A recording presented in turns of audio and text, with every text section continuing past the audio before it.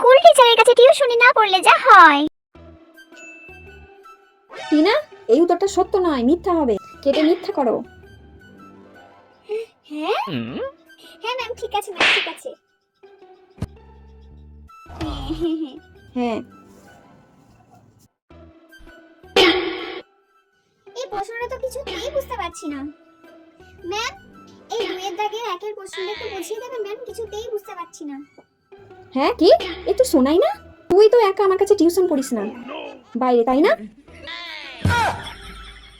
দেখলি তো, পড়ে গেলি তো সমস্যা।